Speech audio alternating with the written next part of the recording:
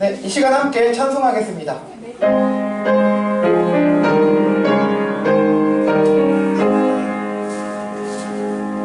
만복의 근원 하나님 온 백성 찬송 드리고 저 천사여 찬송하세 찬송 성부 성자 성령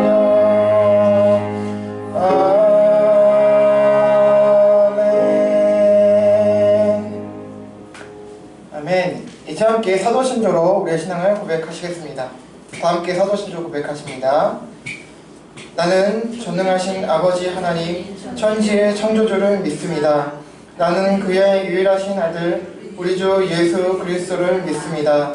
그는 성령으로 잉태되어 동정녀 마리아에게서 나시고 본디오 빌라도에게 고난을 받아 십자가에 못 박혀 죽으시고 장사된 지 사흘 만에 죽은 자 가운데서 다시 살아나셨으며 하늘에 오르시어 전능하신 아버지 하나님 우편에 앉아 계시다가 거기로부터 살아있는 자와 죽은 자를 심판하러 오십니다. 나는 성령을 믿으며 거룩한 공교회와 성도의 교제와 죄를 용서받는 것과 몸의 부활과 영생을 믿습니다. 아멘. 네, 이 시간에는 촉추 순서가 있겠습니다. 한 마음으로 참여하도록 하겠습니다.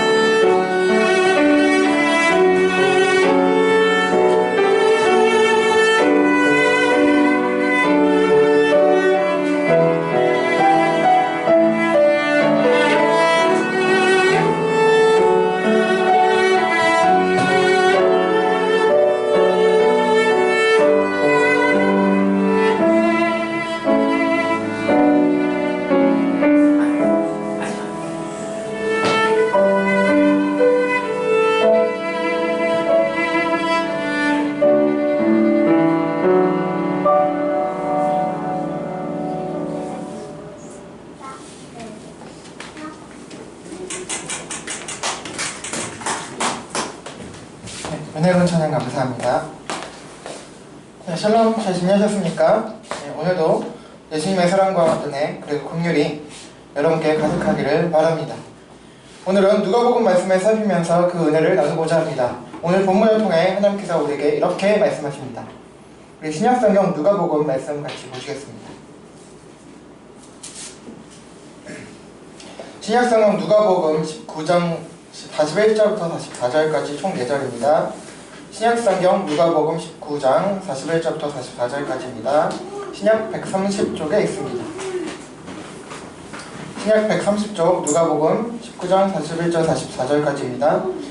제가 먼저 읽고 여러분이 읽고 그 다음에 44절 같이 읽도록 하겠습니다. 제가 먼저 읽겠습니다. 가까이 오사 성을 보시고 오시며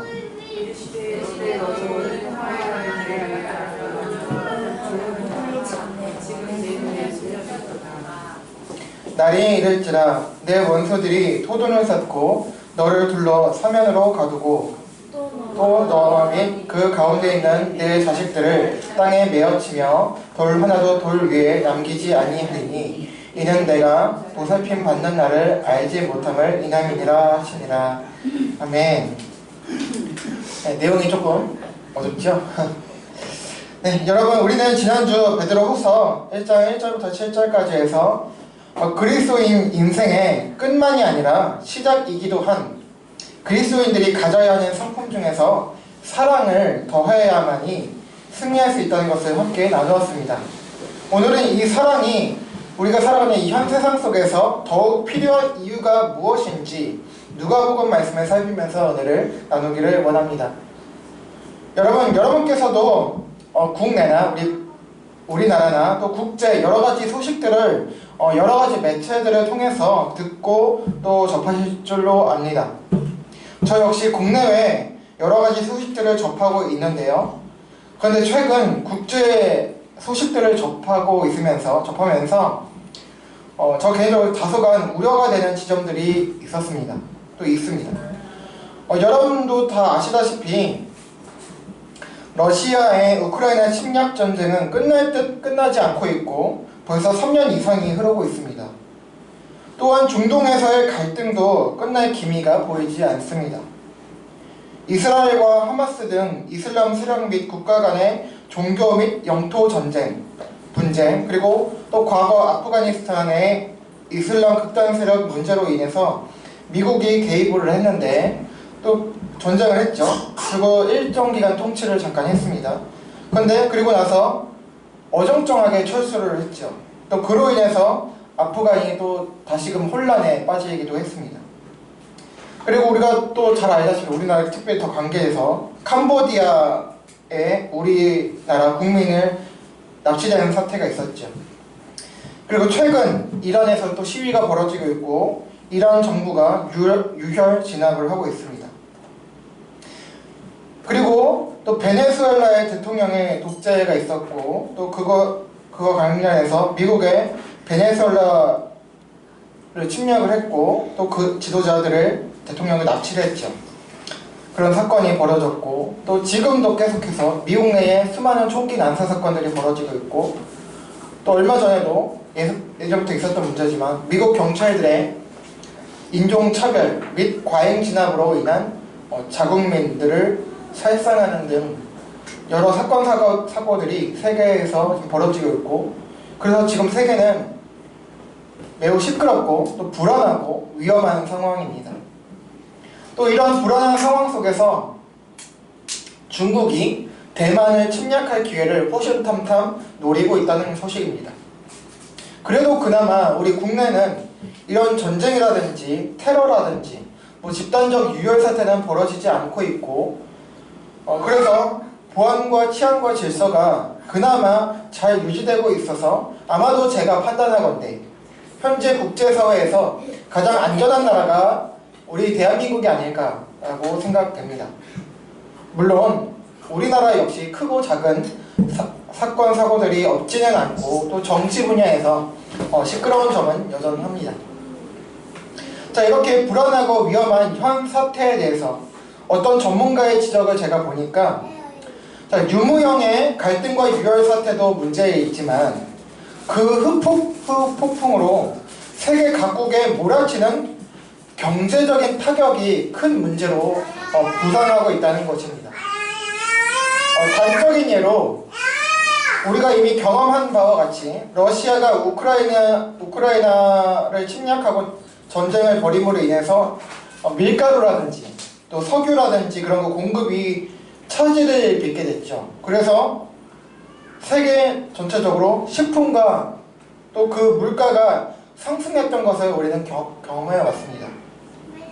또 외에도 기후변화와 함께 또 국제사회 각국의 행보에 따라서 우리나라도 경제적인 영향을 받게 되는데, 이번 베네수엘라 사태로 인해서 국제 유가나 물가에 어떤 영향을 받게 될지는 또 모른다는 것입니다. 이렇듯이 국내외 세계 곳곳은 테러와 전쟁, 그리고 정치, 경제, 종교 등 모든 영역에서의 유무형의 갈등으로 인해서 불안하고 또 위험한 상태로서 살아가고 있는데, 이런 현 세상에서 우리들이 살아가고 있다는 것입니다. 다행히 앞서 언급했듯이 그나마 우리나라에서는 당장 집단적인 유혈 사태나 또 테러나 전쟁 등은 없습니다만, 여전히 우리나라에서도 또 정치 이념에 따라서 또 경제 상황 등에 따른 갈등과 유무형의 폭력 사태가 존재해 왔었고 또 일부 존재하고 있다는 것입니다. 이런 상황에서 종교가 제 역할을 다하고 사랑과 평화를 전하며 국민들을 화합시켰다면 좋았겠습니다만, 지금까지 대부분 그렇지 못했다는 거예요. 특히 우리 기독교, 개신교가 더욱 부끄러운 면이 많다는 것은 자명합니다. 복음이 아닌 특정 이념을 숭상하면서 특정 국가와 특정 정치 세력을 옹호하거나 또 지지하고 또 반대로 거부하고 혐오하고 급기야는 어떤 특정 단체를, 국가를 숭배하기까지 하면서 정치에 개입, 야합했고 또 때로는 폭력을 정당화하며 선동해 왔다는 거예요. 이런 점으로 인해서 오늘 본문이 생각나게 된 것입니다. 오늘 본문은 하나님의 백성 이스라엘, 유대 민족이 타락하고 변질됨으로 인해서 결국 어떻게 되겠냐, 예루살렘이 다시 멸망할 것이라는 말씀을 그렇게 예언을 해주시면서 슬퍼하시는 주님과 그 말씀이 기록되어 있습니다. 먼저 본문 41절을 보실게요. 가까이 오사 성을 보시고 우시며. 자, 오늘 본문은 4개 복음서, 마태, 마가, 누가, 요한복음, 이 4개 복음서가 있죠. 이 중에서 오직 이 누가복음에만 기록이 되어 있는 말씀이에요. 자, 그런데요, 오늘 본문 앞에 보면요, 본문과 사뭇 아주 딴판으로 분위기가 다릅니다. 바로 우리가 잘 알고 있듯이 예루살렘으로 어린 나귀 새끼를 타시고 입성하시는 예수님의 모습이 그려져 있고요, 기록이 되어 있고, 또 그분을 백성들이 호산나 호산나 다윗의 자손이 하면서 찬송하는 모습이 기록이 되어 있다는 거예요. 그래서 오늘 본문과는 사뭇 다르다는 거죠. 같은 장인데도 불구하고. 자, 그런데 그런 모습을, 백성들이 찬송하는 모습을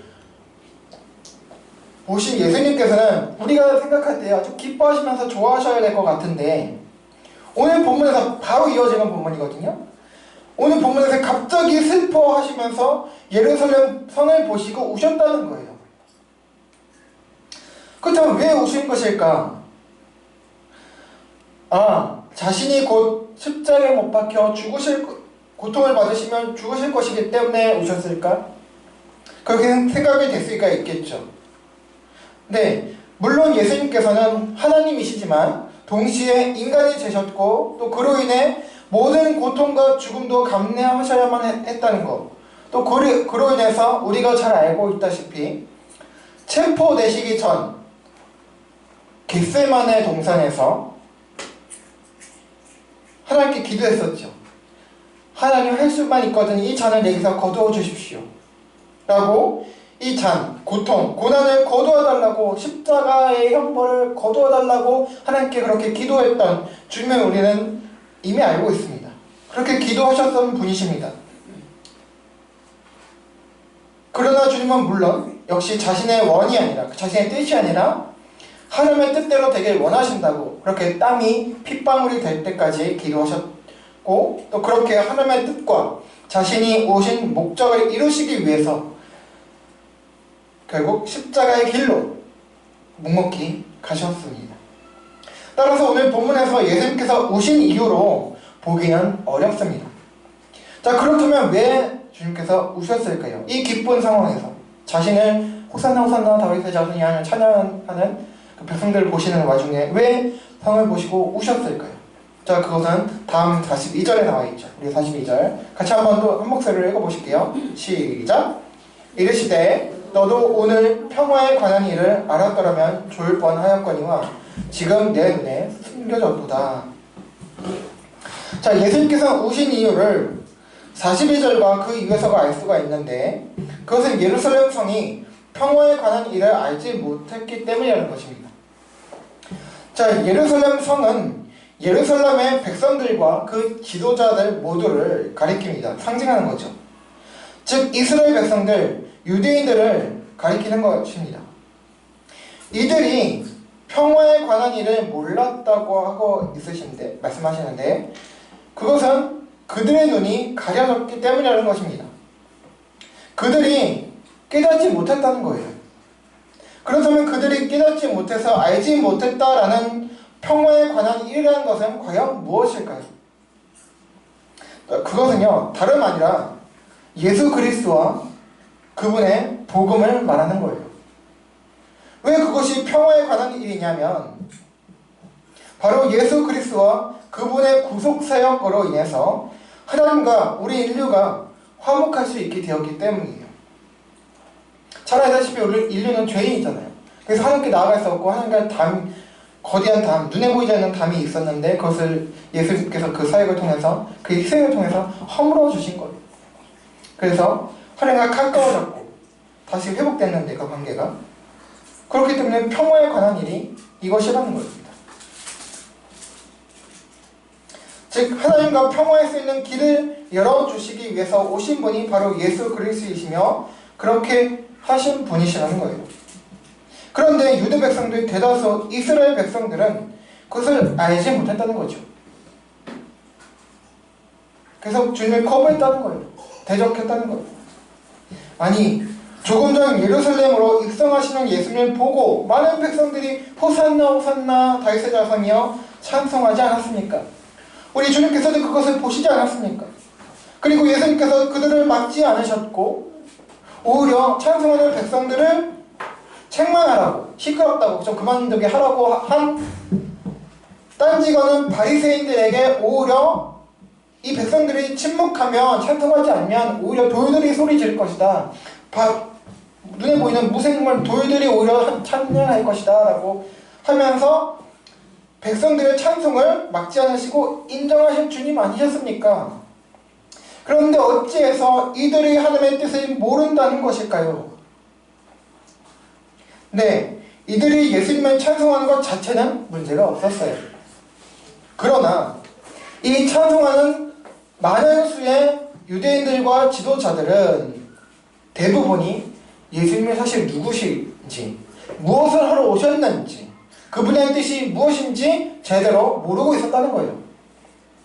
호산나라고 찬송하며 주님을 환영했던 유대인들 대부분은 사실 예수님께서 구속주로서 자신들의 죄를 사해주시고 하나님과 화목하게 하시러 오신 분으로서 환영했던 것이 아니었어요. 그들 대부분은, 다는 아니지만 대부분은 예수님을 자신들의 정치적인 메시아로 오신 것을 알았고 그래서 환영했다는 거예요. 그들은 그동안 예수님께서 여러 기적을 베푸시고 또 가르치시고 사람들을 끄시고 이런 것들을 통해서 이분이 다시금 자신들의 왕조를, 세속 왕조를 회복시켜줄, 되찾아줄 분이라고 생각했던 거예요. 그러나 구약의 예언과 또 약속에 따라서 이 땅에 오신 메시아이신 그리스도이신 예수님께서는 그들이 기대한 그런 정치적인 메시아가 아니라 우리 인간의 죄를 대신 지시고 그것을 해결하셔서 하나님과 화목시키고 평화하게 하시기 위해서 오셨고, 그것을 위해서 십자가의 길로 가셨다는 거예요. 그럼 예수님과 그 뜻에 대해서 사실 이때까지만 해도 제자들 역시 잘 모르고 있었고, 그중 특히 가룟 유다가 가장 잘못된 기대를 가지고 있다가 실망해서 어떻게 됐어요? 사탄의 역사 가운데 예수님을 팔아넘겼죠. 자기가 생각했던 그런 지도자가 아니었구나. 그래서 은삼집에 팔아버린 거예요. 예수님 배신한 거죠. 그리고 결국엔 양심의 가책을 느껴서 스스로 목숨을 끊어버렸죠. 그래도 나머지 11명의 제자들은 이때는 사실 똑같았지만 별 차이가 없었지만 이후 사도행전에 들어가서 오순절 성령님의 역사를 통해서 복음을 온전히 깨닫게 되었고, 사도들로서 복음 전파의 삶을 살다 갔다는 거예요. 자, 어쨌든 당시 유대 백성들은 예수님을 정치적 메시아로 기대했던 거예요. 그러나 그 기대가 충족되지 않아서 어떻게 됐어요? 나중에 예수님을 그렇게 환영했던 무리들이 결국엔 예수님을 십자가에 못 박으소서, 십자가에 못 박으소서, 예수님을 그렇게 버렸다는 거죠. 물론 그것을 통해서 그 구속 역사를 또 이루신 하나님이시지만, 그러나 그것은 하나님 아버지와 그 아들 예수 그리스도의 뜻이 아니었고요, 예수님의 사역의 목적도 아니었습니다. 이렇게 그들은 그들의 욕심으로 인해서 눈이 가려져서, 영적인 눈이 가려져서 예수님을 바라보지 못하고 복음을 깨닫지 못해서 하나님의 평화를 알지 못하게 된 것입니다. 그래서 나타날 결과에 대해서 주님께서는 43절 44절에서 말씀하고 있는 거예요. 날이 이를지라 내 원수들이 토도를 쌓고 너를 둘러 사면으로 가두고, 44절 같이 읽을게요. 시작.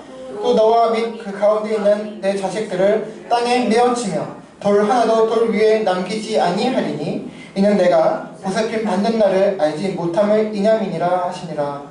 아멘. 자, 주님께서는 예루살렘에 대해서 예언을 해주시죠. 어떻게 되는데요? 예루살렘이 멸망하게 된다는 거예요. 내 원수들이라고 했는데, 너의 원수들이라고 했는데요, 당시 그들 이스라엘의 원수는 누굽니까? 어떤 세력이에요? 다름 아니라 로마였어요. 로마군이 예루살렘을 공격하여 무너뜨린다는 것이었던 것입니다. 그 공격이 얼마나 강력한 것이었냐면 아예 예루살렘을 흔적도 없이 황폐하게 만든다는 거죠.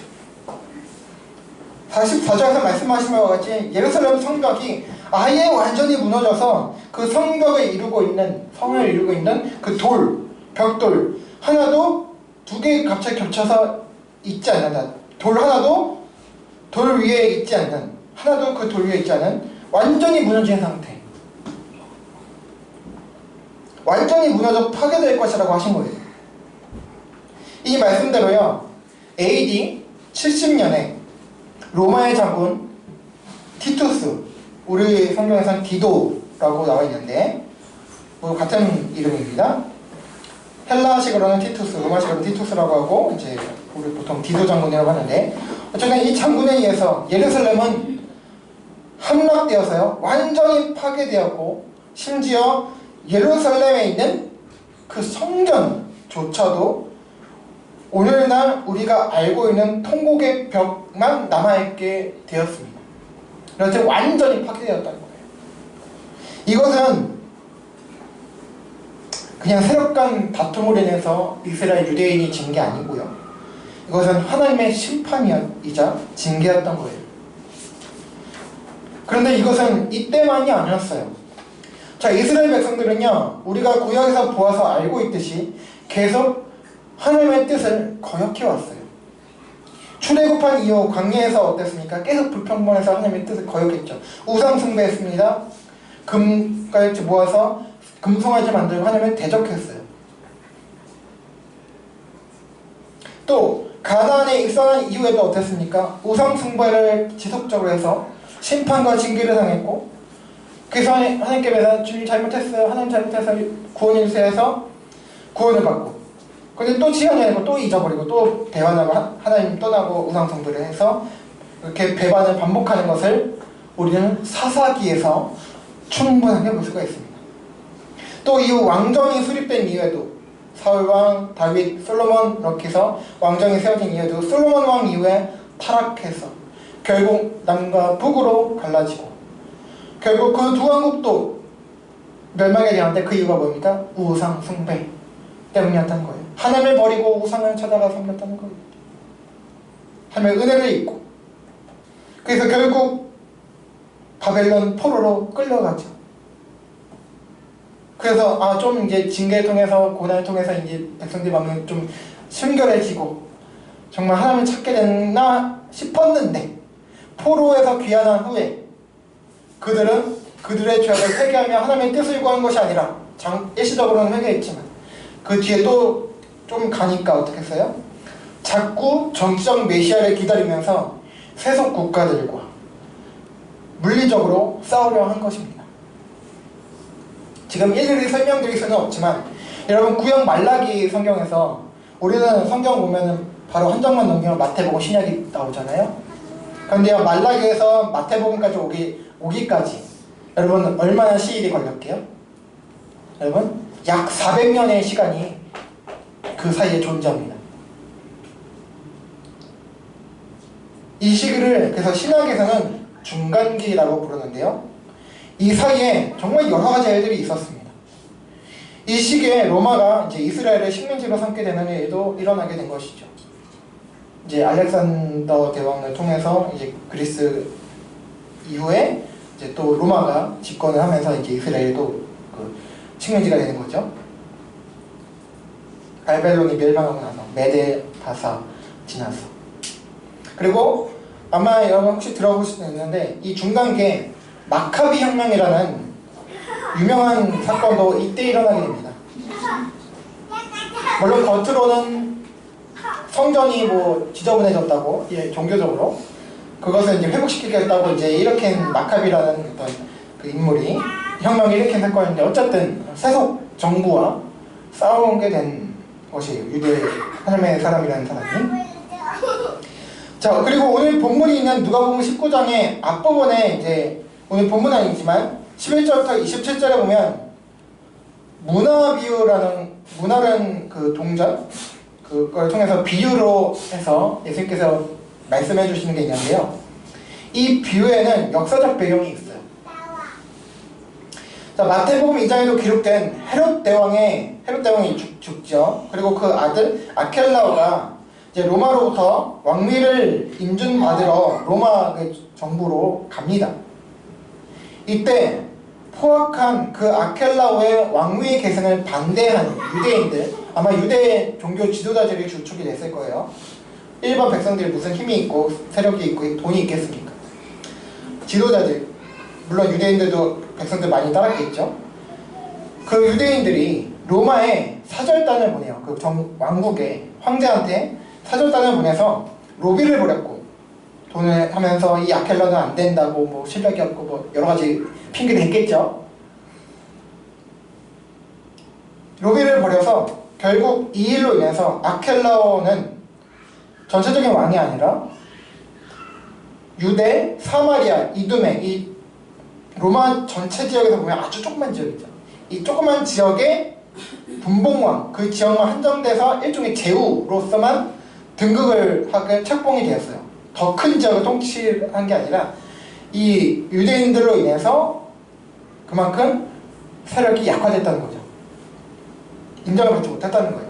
그래서 이것에 분노한 아켈라오가 어떻게 했으니까 그 유대인 주모자들과 동조자 등 유대인 약 8,000명가량을 잔혹하게 살해했다는 거예요. 군사를 보내서. 회개하며 하나님의 뜻을 구하지 않고 돈과 세력의 힘을 의지해서 세속 정치에 개입한 유대인들에 대한 하나님의 징계이자 심판이었던 거예요. 이외에도 예수님 당시 다시 다윗 왕조를 복원시키겠다는 유대 백성 무리들이 있었는데요. 그들이 바로 열심당원들이라고 알려진 단체였어요. 예수님 제자들 중에도 일부 있습니다. 이들은요 수차례 로마 정부에 대항해서 싸웠고요. 이런 그들로 인해서 수많은 백성들이 로마에 의해서 보복을 당하기도 했습니다. 그리고 오늘 본문대로 예수님 승천하신 후까지도 AD 65년에 유대민족은 로마에서 대항해서요 5년간 폭동을 일으켰어요. 당시 로마 총독이었던 플로투스라는 총독이 있었는데 예루살렘 성전의 문을 이제 강탈하려고 했던 거예요. 뭐 필요했다니 해서 강탈하려고 했겠죠. 그래서 그 강탈하려고 하니까 성전에 있는 경비병들, 유대인이 있죠 당연히. 그 종교 지도자들의 밑에 있는 병사들, 그 병사들이 로마 수비대를 공격을 했어요. 이러면서 서로 간 게릴라전이 계속 이어졌고요. 그러다가 결국에 안 되겠다 싶어서 로마 정부에서 황제가 파견한 디도 장군에 의해서 결국엔 예루살렘이 함락되고 파괴된 것이었습니다. 그래서 로마에 의해서 유대인들은 강제로 흩어지게 된 것이었고요. 이렇게 우리가 알고 있듯이 1948년까지 이스라엘은 나라를 잃고 살게 되었고, 비록 1948년에 나라를 다시 찾았다고는 하지만 그들 대부분은 여전히 하나님의 복음을 깨닫지 못한 채 그 땅에서 분쟁하고 있다는 거예요. 이렇게 이들은 그들이 처한 고통과 고난이 우상숭배와 하나님의 뜻을 저버린 데서 기인했다는 것을 깨닫지 못한 채 회개하고 하나님의 뜻을 구하지 않고 계속 세속적 방법으로 힘과 돈과 세력의 논리와 물리적 군사력을 동원해 싸우는 길을 간 것입니다. 그런 그들에게 주어진 것이 무엇입니까? 회복이었습니까? 왕성해진 거였습니까? 아니요. 예루살렘 멸망이었고 흩어짐이었고 계속적인 분쟁과 다툼이었습니다. 이들은 지금도 힘을 과시하면서 주변과 힘겨루기를 하고 분쟁하고 있다는 거예요. 아직도 많은 수가 예수 그리스도 하나님의 아들을 거부하고 있다는 현실입니다. 그렇다면 우리나라는 어떨까요? 여러분, 이스라엘은요 교회를 상징합니다. 아니, 교회는 계속 설명드렸다시피 영적인 이스라엘입니다. 우리 한국의 이스라엘은 어떻습니까? 수많은 교회당들이 있고 세계에서 가장 큰 교회당이 우리 한국에 있다고 자랑하고 있지만 실상은 어떻습니까? 우리도 유대인들과 다를 바가 없지 않습니까? 힘자랑, 세력자랑하며 복음을 상실한 채 세상과 세속적 방법으로 싸우고 있지 않습니까? 머리수와 세력을 가지고 정치에 개입하고 특정 이념과 특정 국가를 숭상하며 우상숭배하고 있지 않습니까? 교회를 지키겠다고 하면서 힘을 앞세웠던 것이 우리 한국교회의 부끄러운 자화상입니다. 예수 그리스도의 은혜와 사랑, 그 복음을 잊어버렸습니다. 예수님께서 가신 십자가의 길을 버리고 세속적 힘과 논리를 가지고 교회를 지킨답시고 특정 세력과 단체와 이념을 악마하고 차별하면서 그것이 마치 복음인 양 주장하고 있는 실정이라는 것입니다. 여러분, 일제강점기 때도 교회가 신사참배를 했습니다. 부끄럽지만 제가 속한 이 우리 합동교단, 대한예수창회 합동교단도 이 신사참배의 일원이었어요. 그때 그 당시 그 교회들, 그때 지도자들의 논리가 무엇인지 아십니까? 일제가 교회를 탄압하니까 신사참배를 해라. 그러면 예배는 하게 해주겠다. 그래서 내세운 핑계가 뭔지 아세요?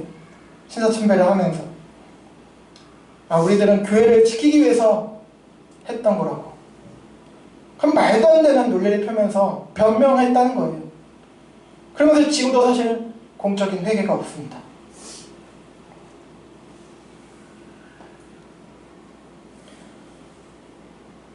교회를 지킨다는 것도 우상숭배가 될 수 있다는 것을 우리는 이 지점에서 확인할 수 있습니다. 하나님 외에 하나님 다른 어떤 것이라도 하나님보다 더 사랑하면 그것이 바로 우상숭배인 거예요. 그러면서 결국엔 하나님을 떠나고 하나님의 뜻과 반대되는 길을 가게 된다는 거예요. 그러면서 지금도 여전히 교회가 어렵고 힘든 것을 우리 안에서 찾고 회개하는 것이 아니라 외부의 어떤 세력들 탓이라고 하는 등 선동을 하면서 여전히 우리 역시도 하나님의 뜻과는 다르게 가고 있다는 것입니다.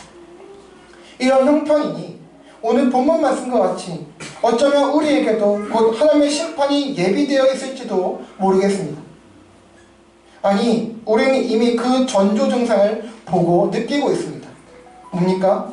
바로 개신교에 대한, 우리 기독교에 대한 신뢰도 하락했다는 개신교의 인구 감소이고 가난한 성도의 증가입니다. 이렇게 우리 한국 개신교회 역시 곧 하나님의 심판을 목도하게 될 수도 있습니다. 자, 그렇다면 이제 우리는 끝인 것일까요? 그렇다면 답은 무엇일까요? 오늘 44절 마지막 부분에서 이렇게 말씀하고 있습니다. 네가 보살핌 받는 날을 알지 못함으로 인해서 너희 이스라엘과 유대민족의 심판과 징계를 받았다고 말입니다. 자, 이것은 쉽게 말하면 그들이 하나님의 보살핌, 보호와 은혜를 잊었다는 거예요. 그들이 그들을 보호하시고 은혜 베푸시는 하나님을 잊었기 때문에 다른 우상을 숭배하고 그것들의 논리, 즉 힘과 세와 돈을 자랑하고 과시하면서 그런 것들로 세상에 대항하려 했기 때문이라는 거예요. 자, 그렇다면 답은 어디에 있습니까? 이것을 거꾸로 하면 되는 거예요. 이제 우리는 돌아가야 합니다. 예수님과 그의 복음으로 말입니다. 율법이 아닌 복음으로. 그리고 힘과 새 자랑이 아니라 십자가로 돌아가야 한다는 거예요. 우리의 무게는요, 물리적 힘도 이념도 아니라 바로 십자가여야 합니다. 겸손과 사랑이어야 하고 자기 부인과 희생이어야 합니다. 우리는 예수님의 길을 따라야 합니다. 그가 하나님의 아들로서 천군천사를 부리시고 또 그 자신이 성자 하나님으로서 그의 대적자들을 얼마든지 심판하실 수 있었어요. 당시 이스라엘 백성들, 유대인들의 기대에 따라서 로마를 단번에 심판하시고 유대의 왕국을 건설하실 수 있으셨어요. 그런데 어떻습니까? 그러나 그분은 그런 길을 가지 않으셨고 묵묵히 십자가의 길로 가셨고 자기를 비판하고 비난하는 그 백성들을 향해서도 아버지여 저들을 용서하소서, 저들이 하는 짓을 모릅니다 하고 묵묵히 십자가에 지고 죽으셨다는 거예요. 내려오실 수 있었어요. 그들을 내려서서 다 심판하시고 멸망시킬 수 있었다는 거예요. 로마 군병한테 쓸데없이 왜 하나님의 아들이 고난을 받습니까? 왜 십자가에 못 박히십니까? 하나님의 아들이신데, 그래 힘과 능력이 있으신데 왜 쓸데없이 죽으신다는 거예요? 그래 힘이 있으신데, 하나님이신데, 이 천지 만물의 창조자 하나님이신데, 그러나 그분은 묵묵히 십자가로 가셨고 죽으셨다는 거예요. 그래서 어떻게 됐습니까? 우리를 구원해 주셨다는 것입니다. 그렇게 하나님의 평화를 우리에게 주신 것입니다. 우리도 마찬가지입니다.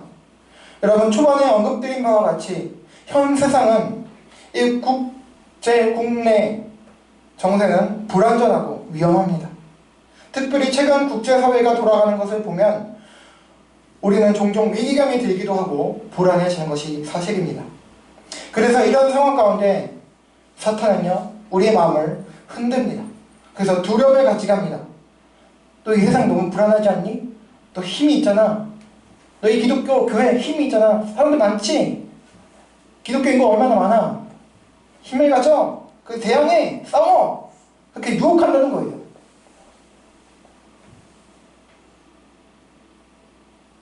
그렇게 어떻게 됩니까? 그래서 정작 하나님을 두려워하지 못하게 만듭니다.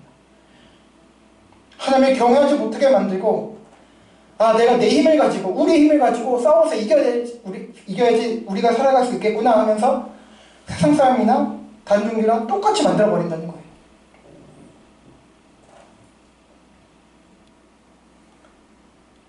세상 논리와 정신에 빠지게 만든다는 거예요.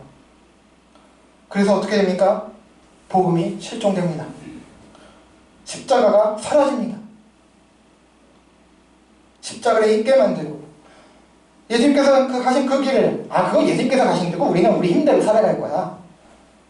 그 길이, 십자가의 그 길이 어리석다라고 생각하게 만든다는 거예요. 말로는 아니죠. 그러나 실천적으로 우리는 십자가를 모욕하고 있다는 거예요.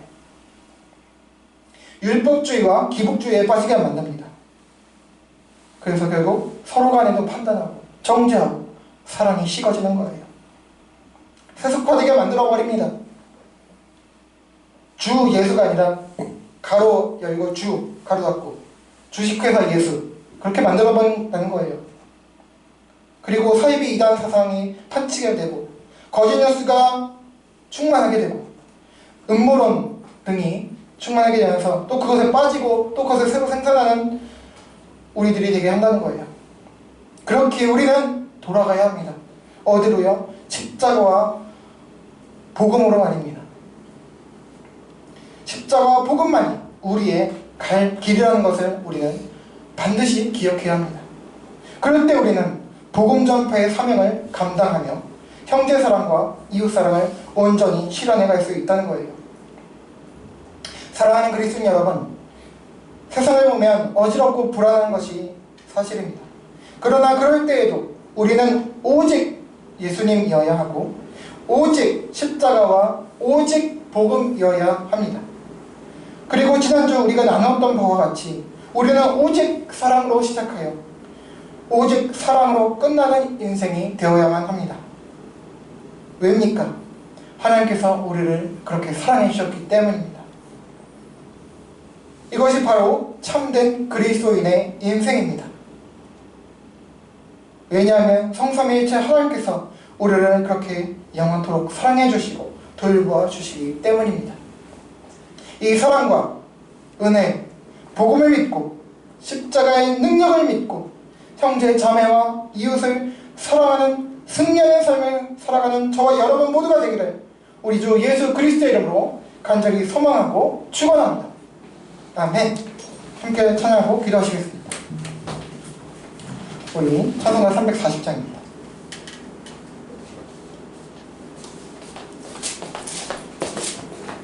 어지러운 세상 중에 기쁜 소리 들리네. 어지러운 세상이지만 기쁜 소리, 그러니까 복음이죠. 예수 그리스도. 예수 말씀하시기를 믿는 자여 힘을 따르라? No. 복음을 따르라. 십자가를 따르라. 함께 고백하시겠습니다.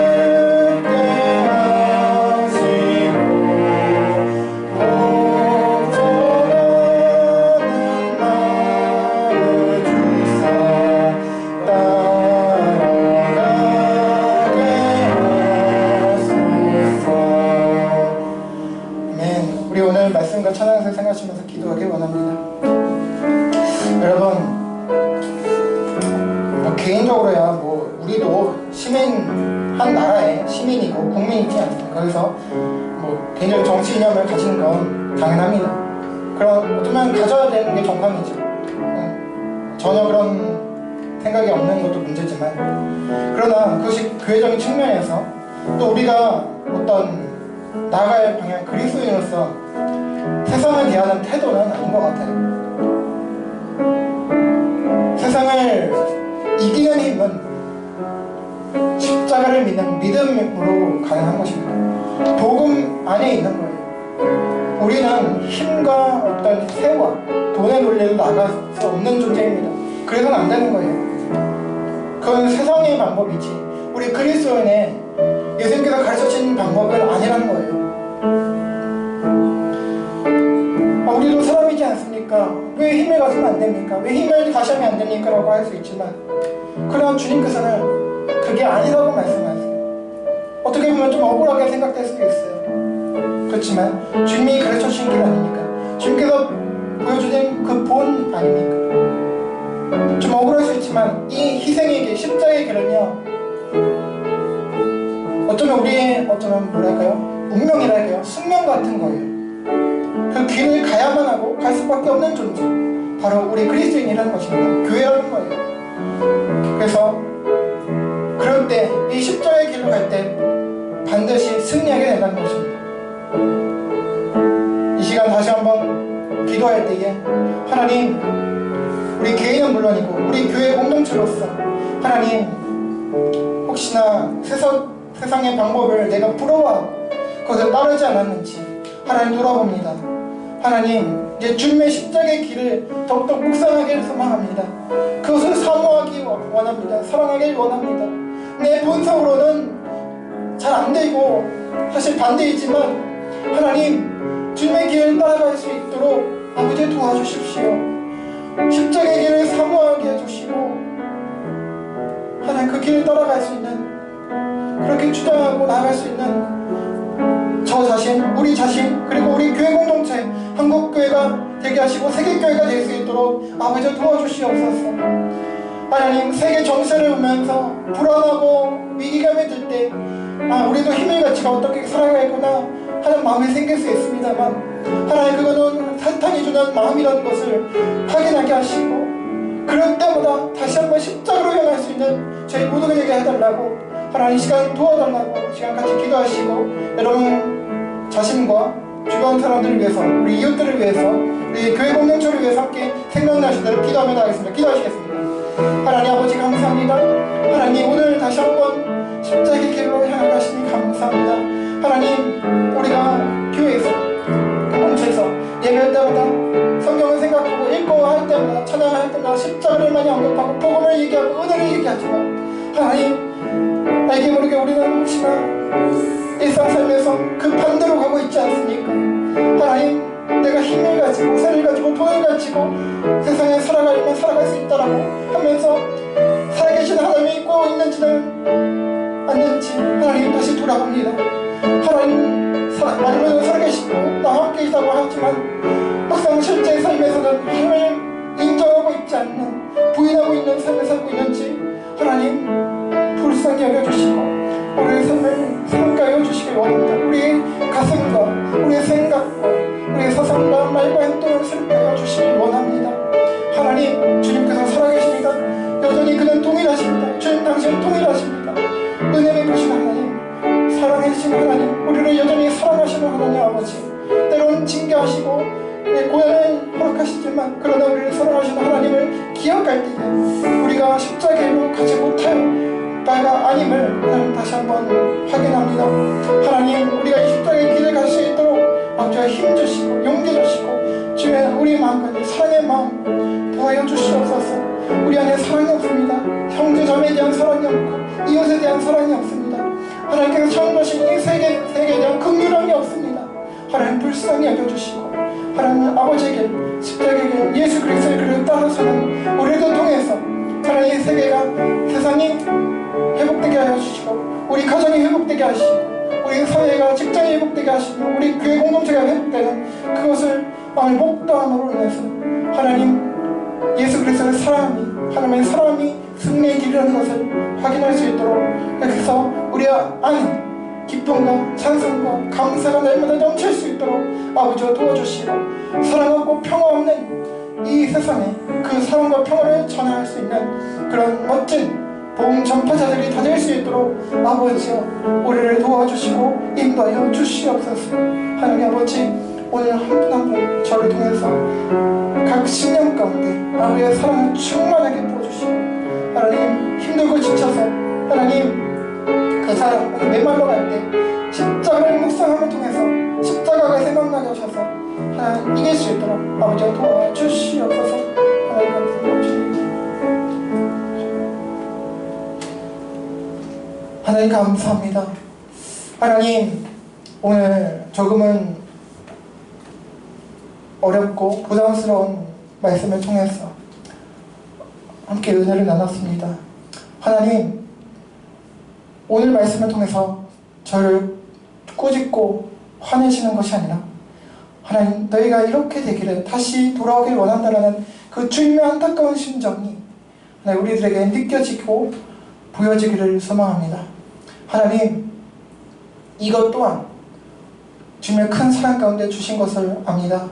하나님, 우리 자신과 또 우리 교회 공동체가 혹시 하나님 그리스도의 길을, 십자가의 길을 떠나서 다른 곁길로 빠지고 있다면 돌이키는 기회로 삼게 하여 주시고, 하나님 다시금 그 십자가의 은혜의 길로 갈 수 있는 저희 모두가 될 수 있도록 주의 아버지여 우리 가운데 주님의 크신 사랑을 부어주시길 원합니다.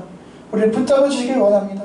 그래서 그리스도인으로서 세상을 이기는 힘과 세와 돈의 힘이 아니라, 논리로서가 아니라 복음의 논리로 이 세상을 이기고 승리하는 모든 그리스도인들 다 될 수 있도록, 또 우리 교회 공동체 될 수 있도록 아버지여 함께 하시고 역사여 주시옵소서.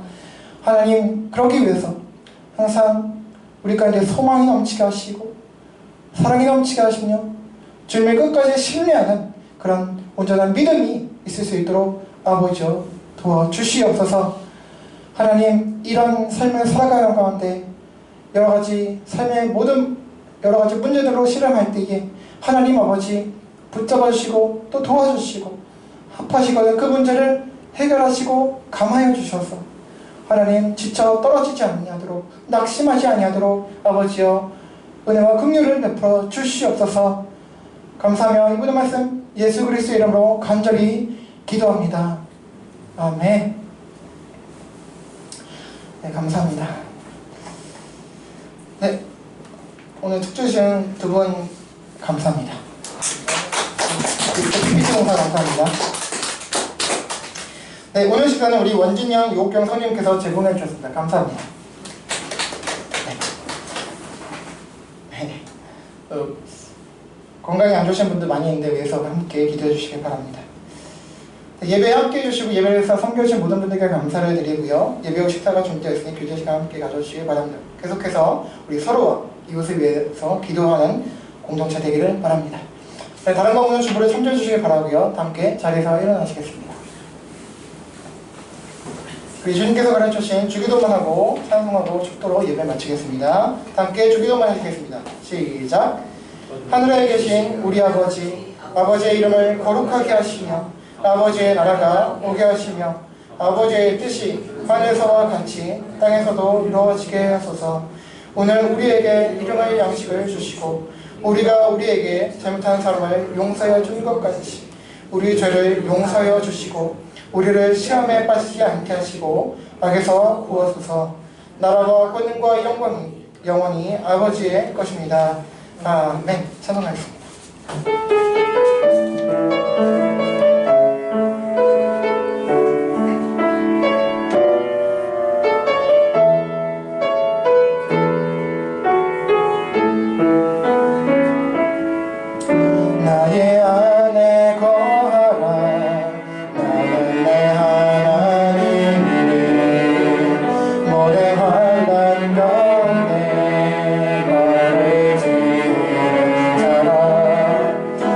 두려워하지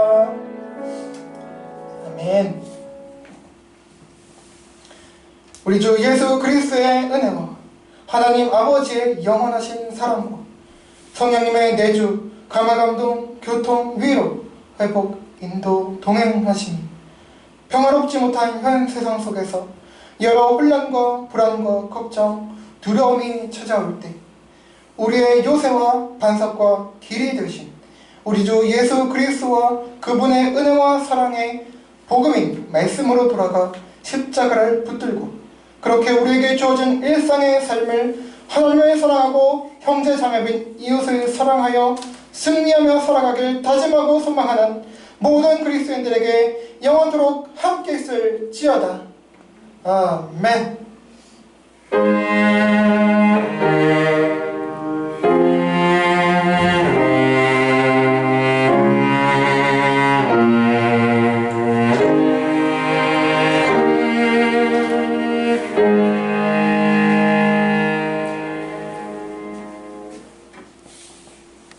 네, 감사합니다.